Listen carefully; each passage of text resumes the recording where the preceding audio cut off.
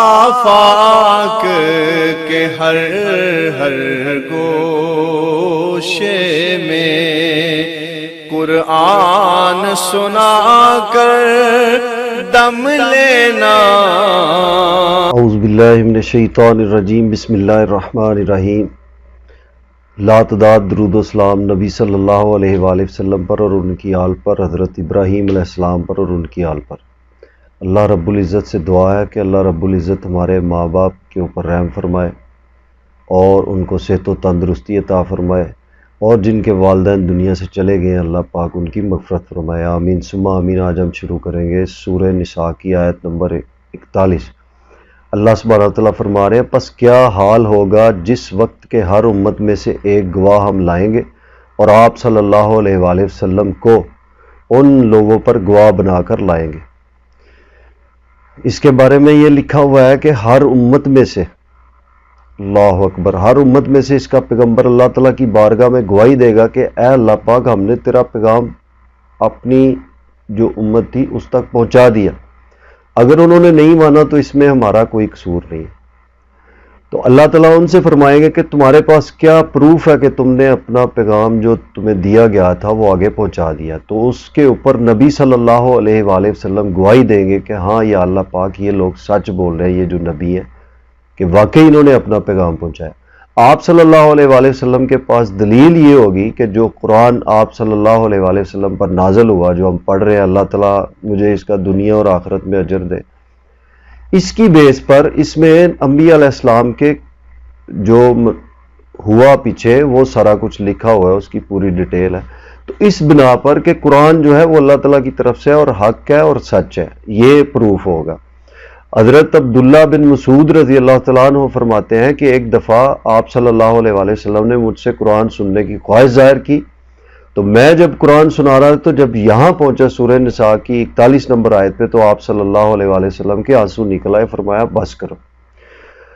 اللہ تعالیٰ فرماتے ہیں جس روز کافر اور رسول کے نافرمان آرزو کریں گے کہ کاش انہیں زمین کے ساتھ ہموار کر دیا جاتا اور اللہ سبحانہ تعالیٰ سے کوئی بات نہ چھپا سکیں گے۔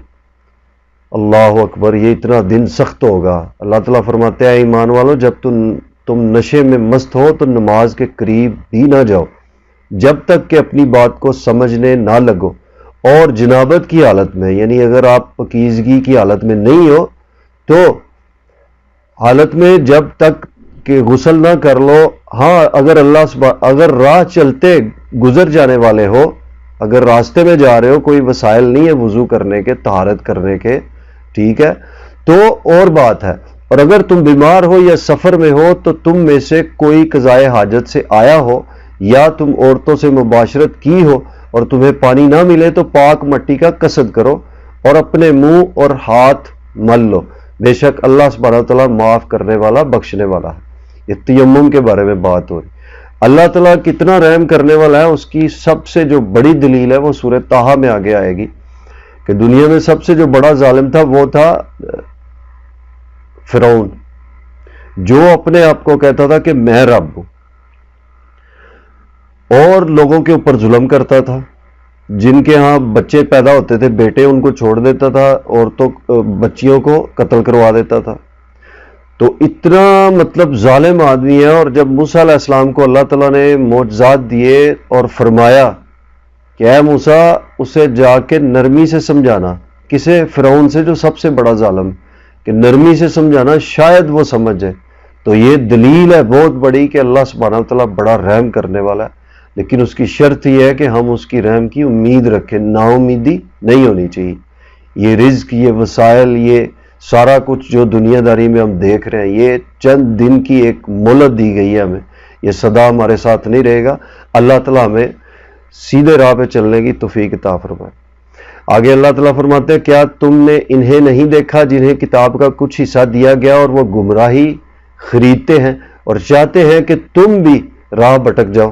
اللہ اکبر، اللہ تعالیٰ تمہارے دشمنوں کو خوب جاننے والا ہے، اور اللہ سبحانہ تعالیٰ کا دوست ہونا ہی کافی ہے کہ اللہ تعالیٰ آپ کا دوست ہے یا آپ کی اللہ تعالیٰ سے دوستی ہے تو یہی کافی ہے، اس سے بڑھ کے کوئی چیز ہو ہی نہیں سکتی۔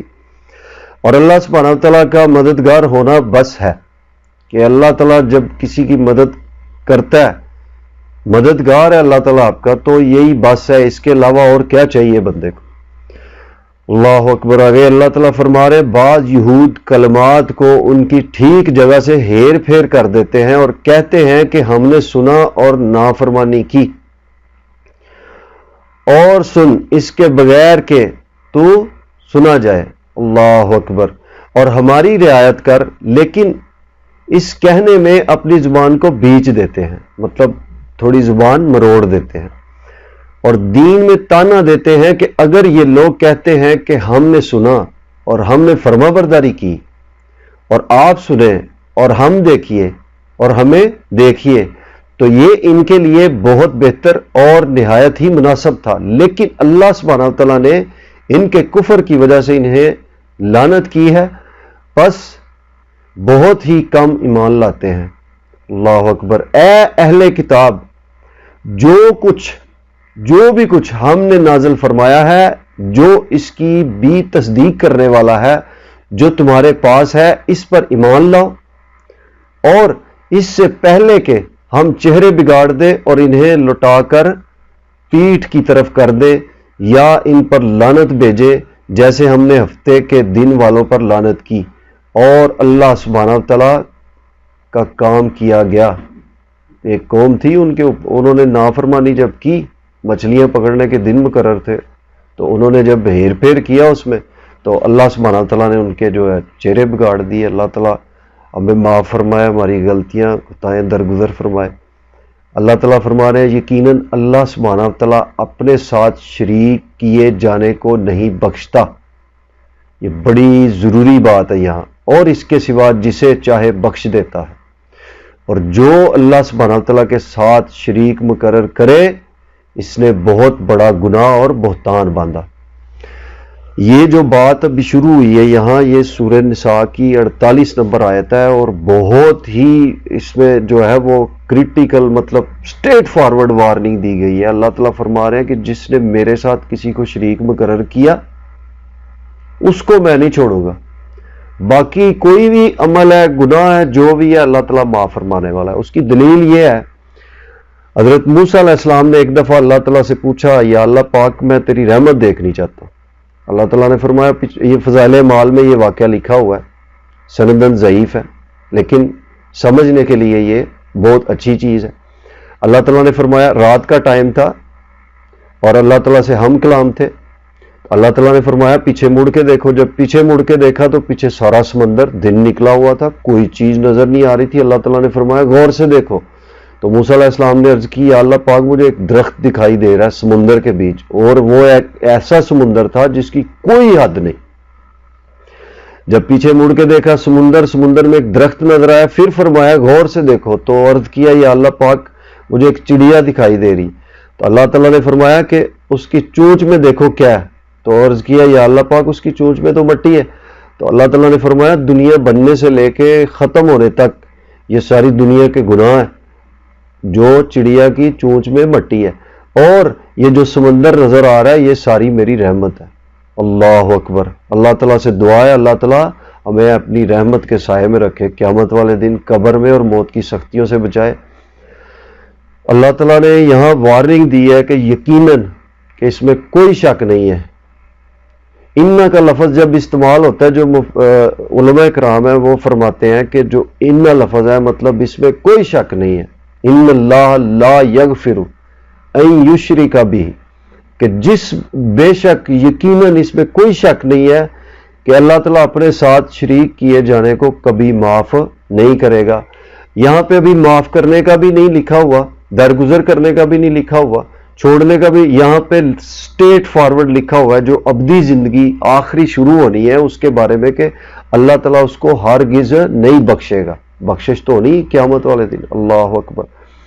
तो आगे अल्लाह ताला फरमा रहे, क्या आपने इन्हें नहीं देखा जो अपनी पकीज़गी और सताइश खुद करते हैं, बल्कि अल्लाह सुब्हानहू व तआला जिसे चाहे पकीज़ा करता है, किसी पर एक धागे के बराबर जुल्म ना किया जाएगा। कि अल्लाह ताला जिसे चाहे साफ करे, पाक करे, वो उसके हाथ में है। ज़ाहरी तौर पे आप साफ पाक नजर आते हो, वो चीज़ मायने नहीं रखती। चीज़ यह है कि आपके जो अंदर है वो اللہ تعالیٰ کی یاد میں ہونا چاہیے، اور نبی صلی اللہ علیہ وآلہ وسلم اور ان کی پوری جو آل ہے ان کے ساتھ آپ کے اندر محبت ہونی چاہیے۔ ایمان کا تقاضا یہ ہونا چاہیے کہ اللہ تعالیٰ سے جب بھی دعا مانگے یہی دعا مانگے، یا اللہ پاک ہم تجھ پہ بھی ایمان لاتے ہیں، تیری وسعت پہ، تیری طاقت پہ، تیرے جاہ و جلال پہ، تیرے عرش عظیم پہ، تیرے فرشتوں پہ، تیری رحمت پہ، جنت پہ، دوزخ پہ، اور تیرے تمام نبیوں پہ، ان کے صحیفوں پہ اور آسمانی کتابوں پہ، اور آخری نبی صلی اللہ علیہ وآلہ وسلم پہ اور ان کے رحمت للعالمین ہونے پہ، تو اللہ تعالیٰ ہمارا ایمان قبول فرمائے۔ اللہ اکبر۔ آگے اللہ تعالیٰ فرماتے ہیں دیکھو یہ لوگ اللہ سبحانہ تعالیٰ پر کس طرح جھوٹ باندھتے ہیں، اور یہ حرکت صریح گناہ ہونے کے لیے کافی ہے۔ اللہ اکبر۔ یہ کن لوگوں کے بات ہو رہی ہے؟ یعنی ان کی یہ حرکت اپنی پاکیزگی کا ادا، ان کے کذب و افتراء کے لیے کافی ہے۔ قرآن کریم کی اس آیت میں اس کی شان نزول کی روایت سے یہ معلوم ہوا کہ ایک دوسرے کی مداح و توصیف، بالخصوص تزکیہ نفوس کا دعویٰ کرنا صحیح اور جائز نہیں، یعنی کہ کون صحیح ہے کون غلط ہے ظاہری طور پہ آپ کسی کو بول سکتے ہو، بتا سکتے ہو، اشارہ دے سکتے ہو، کسی کے اندر کیا ہے وہ سوائے اللہ سبحانہ تعالیٰ کے کوئی نہیں جانتا۔ کوئی کب نیک کام شروع کر دے، اللہ تعالیٰ اس کو توفیق دے دے، وہ برائیاں چھوڑ دے، غلطیاں خطائیں جو اس نے کی ہو ان کی معافی مانگ لے، یہ کسی کو نہیں پتا۔ لیکن اللہ تعالیٰ فرما رہے ہیں کہ جس نے شرک کیا اس کی معافی نہیں ہے، باقی جو بھی ہے میں معاف کر دوں گا۔ اللہ اکبر کبیرہ۔ حدیث میں حضرت مقداد رضی اللہ تعالیٰ عنہ بیان کرتے ہیں کہ نبی کریم صلی اللہ علیہ وآلہ وسلم نے ہمیں حکم دیا کہ ہم تعریف کرنے والوں کے چہروں پر مٹی ڈال دیں۔ اللہ اکبر۔ یہ صحیح مسلم کتاب الزہد کی حدیث ہے۔